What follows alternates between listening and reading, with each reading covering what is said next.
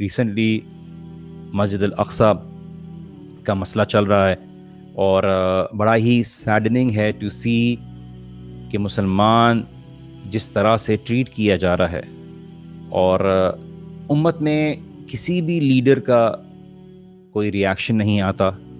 اور یہ وہ حدیث رسول اللہ صلی اللہ علیہ وسلم کی ہے کہ ایک وقت آئے گا کافر کے دل سے مسلمان کا خوف نکال دیا جائے گا. تو صحابہ نے یہ بات پوچھی تھی کہ کیا ہم کم تعداد میں ہوں گے، کیونکہ صحابہ کے لیے یہ بات کتنی عجیب تھی کہ وہ کم تعداد میں تھے لیکن لوگوں پر بھاری تھے.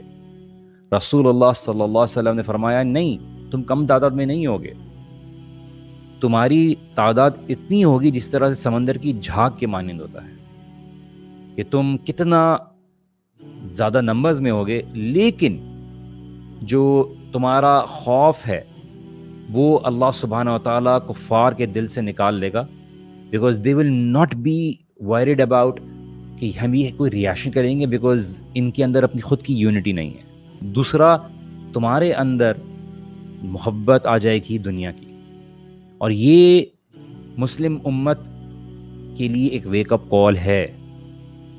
ہم انتظار میں بیٹھے ہوئے ہیں کہ دیکھیے دوسرا کوئی آئے گا اور کر بیٹھے گا کام، اور ہم شاید اس بات کے ذمہ دار نہیں ہیں. آپ اور میں سب ذمہ دار ہیں. اور اسی کے ساتھ ساتھ یہ بات بھی سوچنے کی ہے کہ اگر میرے مسلمان بھائیوں کو کہیں پہ تکلیف ہو رہی ہے تو اس کی تکلیف مجھے بھی ہونی چاہیے. اگر مجھے نہیں تکلیف ہوتی یا مجھے کسی بات کی بے چینی نہیں ہوتی ان کی اس حالات کو دیکھ کے، تو اس کا مطلب میرے ایمان میں کمی ہے. کیونکہ میں اس بات پہ بیٹھا رہا ہوں اور تسلی میں بیٹھا رہا ہوں کہ ارے وہ تو ان کے ساتھ ہو رہا ہے، وہ تو ان کے ساتھ ہو رہا ہے، وہ تو ان کے ساتھ ہو رہا ہے. جس دن ہمارے ساتھ ہونے لگا تو کوئی نہیں آئے تو ہم بولیں گے دوسرا کیوں نہیں آتا، تو دوسرا بھی یہی سوچے گا کہ تو ان کے ساتھ ہو رہا ہے، ہمارے ساتھ نہیں ہو رہا. اللہ کے رسول صلی اللہ علیہ وسلم نے جس طرح سے فرمایا، مومنوں کی مثال ایسی ہے کہ وہ آپس میں اس طرح سے رہتے ہیں جس طرح سے ایک جسم کی مانند ہوتی ہے. اگر ایک جسم کے حصے کو تکلیف ہوتی ہے تو پورا جسم اس چیز کی تکلیف کو محسوس کرتا ہے. کیا آپ کا اور میرا یہ معاملہ ہے؟ کیا آپ کا اور میرا معاملہ ہے ایسا کہ ہمیں وہ تکلیف ہو رہی ہے، یا آپ اور میں اپنی زندگی میں لگے ہوئے ہیں کہ میری کھانا ہو جائے گھر کا، میری آسائش ہو جائے، میرا گھر بن جائے، اور اصل تو دار جو ہے وہ ہماری آخرت کا ہے. اور دس دنیا has become so important for us, me included. ہم سب کے لیے دنیا بہت امپورٹنٹ بن گئی ہے. کیا ہمارے بھائی بہن نہیں ہیں؟ ہم کیا کر رہے ہیں؟ ہم دعا تو کر سکتے ہیں ان کے لیے، ہم آواز تو اٹھا سکتے ہیں، ہم اویئرنیس تو کریٹ کر سکتے ہیں. ہمیں کوئی لمبے چوڑے لیکچر دینے کی ضرورت نہیں ہے. ہمیں صرف امت کے اندر یہ احساس زندہ رکھنا ہے کہ ہمارے بھائیوں اور بہنوں کو آزمایا جا رہا ہے، ان کے اوپر ظلم ہو رہا ہے، اور اس کو ہم برداشت نہیں کرتے. یہ تو زندہ رکھیں آپ اور میں. یہ تو ایک لیسٹ لیول آف ایمان ہے کہ ہمیں دل میں برا جانے.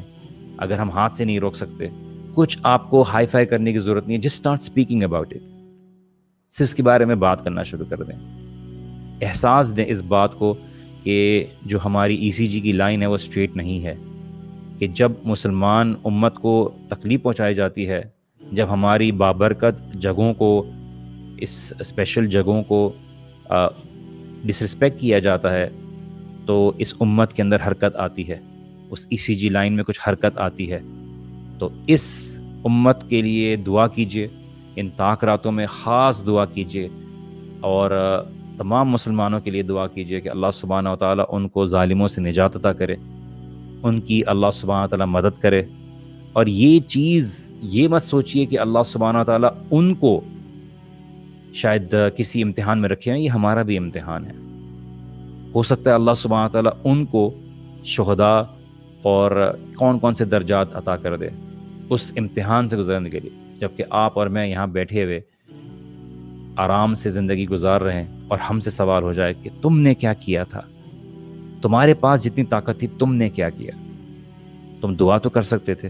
تمہارے دل میں وہ تکلیف ہوئی، تمہارے دل میں وہ احساس ہوا، کیا تم اتنے دنیا سے چمٹ گئے تھے کہ تمہیں ذرہ برابر بھی احساس نہیں ہوا، اور تم صرف اور صرف اپنے ثواب اور اپنی نیکیوں کمانے میں لگے ہوئے تھے؟